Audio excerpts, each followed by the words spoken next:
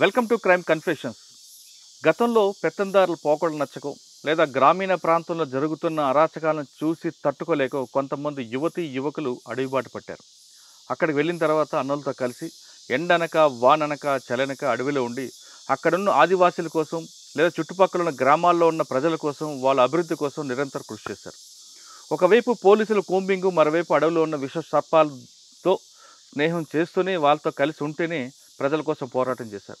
ఆ విధంగా వెళ్ళిన తర్వాత కొంతకాలం తర్వాత పార్టీ సిద్ధాంతాలు నచ్చుకో లేదా వ్యక్తిగత కారణాలతోనూ వాళ్ళందరూ కూడా జనజీవన స్రవంతిలో కలిశారు. ఆ విధంగా కలిసిన వారిని పరిచయం చేసే కార్యక్రమంలో ఈ వారం మన గెస్ట్ సీతక్క అలియాస్ నిర్మల. సీతక్క నిర్మల అంటే ఏఓబి ప్రాంతంలో గాలికొండ దళం, కోరుకొండ దళంలో పనిచేసిన వ్యక్తి.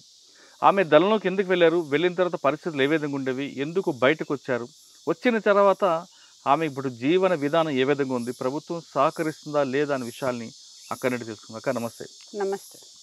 సీతక్క అలియాస్ నిర్మల, గాలికొండ దళం, కోరుకొండ దళం. ఏఓబి ప్రాంతంలో ముఖ్యంగా గాలికొండ దళం, కోరుకొండ దళం అంటే చాలా బాగా గట్టిగా ఉన్న దళాలు రెండు కూడా. అవును సార్. ఏ యాక్షన్ చేసినా సరే అటు రంపచోడవరం నుంచి కానీ ఇటువైపు ఏది తీసుకున్నా కోరుకొండ దళం లేదా గాలికొండ దళం చేయాలి. అవును సార్. అటువంటి దళంలోకి ఎందుకు వెళ్లాల్సి వచ్చింది, అప్పుడు మీరు మీరు ఉన్న గ్రామంలో ఎలాంటి పరిస్థితులు ఉండేవి, ఆ పరిస్థితులను ఎందుకు తట్టుకోలేక మీరు గ్రామంలోకి అక్కడ పార్టీలోకి వెళ్ళారు, పార్టీలోకి వెళ్ళిన తర్వాత మీకు ఎవరు బాధ్యులు? మాదైతే నెట్ ప్లేస్ అయితే జీకేవిధి మండలం లంకపాకలో ఉండేవాళ్ళం.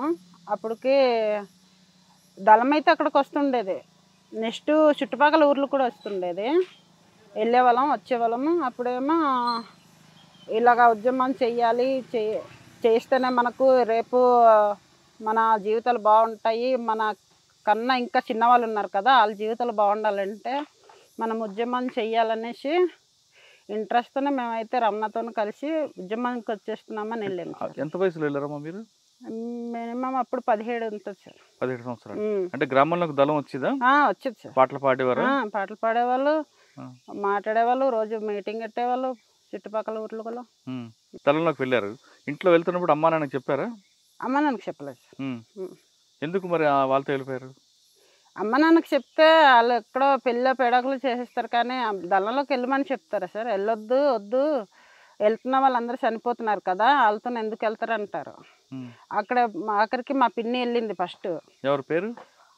వసంత, బోనెంపల్లి వసంత. నెక్స్ట్ మా వదిన వెళ్ళింది సరోజ. వాళ్ళు ఉన్నారు కదా, వాళ్ళు వెళ్ళిపోయారని వాళ్ళ అమ్మ వాళ్ళు బాధపడుతున్నారు. నెక్స్ట్ వాళ్ళు ఎందుకంటే మా అమ్మకి దగ్గర వాళ్ళు వెళ్ళిపోయారని వీళ్ళు బాధపడుతున్నారు. మళ్ళీ మేము చెప్పామంటే మాకు పంపించారు. మీరు వెళ్ళి ఉన్న టైంలో గ్రామంలో పరిస్థితులు ఉండేవా? రోడ్డు ఉండేదా, బస్సులు ఉండేవా? బస్సు ఉండేదా సార్? ఎందుకంటే భద్రాచలం రోడ్డు కదా, డైరెక్ట్ బస్సు అయితే ఉండేది. మెయిన్ రోడే కాబట్టి మాది లోకల్ కాదు, మెయిన్ రోడే కాబట్టి భద్రాచలం బస్సులు అయితే బోర్డు ఉండే. భద్రాచలం, డొంకరాయి, అటు హైదరాబాద్ బస్సు ఇలాగ ఉండేవి బస్సులు అయితే. కాకపోతే రోడ్డే చిన్నగా ఉండేది, అలాగే వెళ్ళేవి. అంటే అప్పుడు దళం వచ్చింది కాబట్టి దళంతో పాటు లోపలికి వెళ్ళారు. అవును సార్. ఎవరు దళం అప్పుడు సభ్యులు ఎవరు ఉండేవారు? అది పద్మ, నెక్స్ట్ గణపతి, అనిత, శంకరు, వీళ్ళందరూ ఒక సభ్యులు. కుమారి కూడా ఉండేది. ఇంకొకటే ఈ కుమారి కాకుండా రవి వాళ్ళ ఆవిడ కాదు, ఇంకొకటే. లోపలికి వెళ్ళారు. ఏం చేసేవారు లోపలికి వెళ్ళిన తర్వాత? మొదటి రోజున ఏం చేశారు? ఉద్యమాల కోసం చేస్తాం సార్, ప్రజల కోసం. మేము ఏం చేస్తామంటే లోపలికి వెళ్ళిన తర్వాత మళ్ళీ ఇప్పుడు ఏదన్నా చెయ్యాలన్నది మనం ఇంకా కంప్లైంట్ చేసుకోవాలి కదా. దళంతో పాటు తిరిగేవారా? తిరిగేవాళ్ళం. ఏం చేసేవారు దళంతో పాటు తిరగడం అంటే? తిరగడం, ఎక్కడన్నా తినడం, ఉండడం, నెక్స్ట్ తిరగాలి. నెక్స్ట్ వచ్చి ఎక్కడన్నా తిండి తిప్పలు లేకపోయినా సరే అక్కడే పడుకోవాలి. రేపు ఏమన్నా జరిగిందంటే ఎవరన్నా ఎమ్మెల్యేలు, ఎంపీలు అంటే వాళ్ళు ఎవరన్నా బెదిరించడానికి ఎవరన్నా ఊర్లోకి వస్తే వాడికి తీసుకురావడం, వార్నింగ్ ఇవ్వడం చేసేవాళ్ళం. అలా వార్నింగ్ ఇచ్చింది ఎవరున్నారు? ఎవరికి ఇచ్చారు వార్నింగ్ మీరు? జర్రెల్లో ఎంపీటీసీ ఉన్నాడు ఒకడు, అతని పేరు ఏదో తెలీదు, తర్వాత చంపేశారు. ఎందుకు వార్నింగ్ ఇచ్చారు ఆయనకి? ఇంతకుముందు అక్కడ మేము ఉద్యమాలు ఉన్నప్పుడే అతను బయట ఉండి, అతను సర్పంచ్, అప్పుడు సర్పంచ్ ప్రెసిడెంట్ ఏదో. అప్పుడేమో అతను డబ్బులు డొనేషన్ చేసేవాడు, మీకు ఇది తెప్పిస్తాను, అది తెప్పిస్తాను, మీరు ఇంత మనీ కట్టాలి, డబ్బులు కట్టాలి అనేసి అనేవాడు. అలా తీసుకొని అతను జలసాలకి అతను పడుకునేవాడు. మళ్ళీ డబ్బులు అయిపోయిందంటే మళ్ళీ ఊర్లోకి వస్తాడు.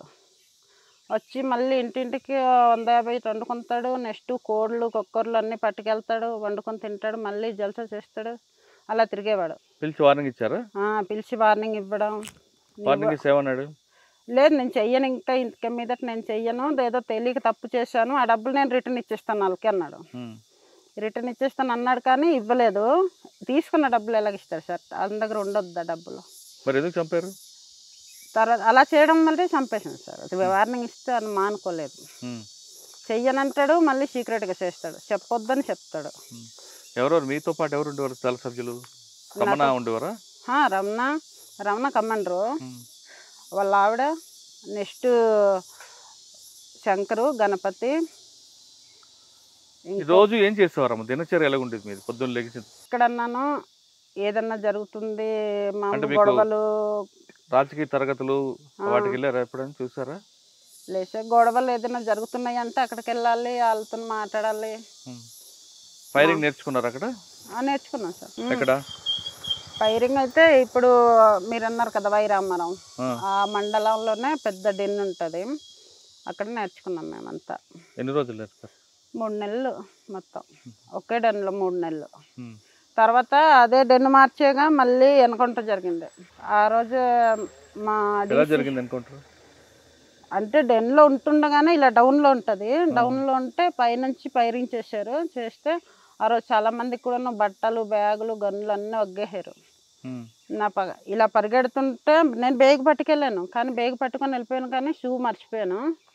కాలంతా రత్నం వచ్చేస్తుంది, ఒక పక్క ముళ్ళు, ఒక పక్క రక్కేసింది, ఒక పక్క తొక్కేసింది, గరులు దున్నేసి ఉన్నాయి ఫుల్లుగా. ఇదే టైం అప్పుడేమో నా పక్కనే నేను ఇలాగ వెళ్తున్నాను, నా పక్క నుంచే కైలేశం సార్ వస్తాడు, పక్కనే పడిపోయాడు, చనిపోయాడు, బుల్లెట్ తగిలేసింది. ఇలా తిరిగి చూసేసరికల్లా ఇంకా ఆడు కొట్టేసుకుంటున్నారు, నేను లేపే పరిస్థితిలో లేదు, ఓపెన్ ప్లేస్ మొత్తం. అతను చనిపోయారు. ఇంకా నేనే సగం దూరం దాకా వెళ్ళి బ్యాగ్ మొయ్యలేక నేను బ్యాగ్ పడేసాను.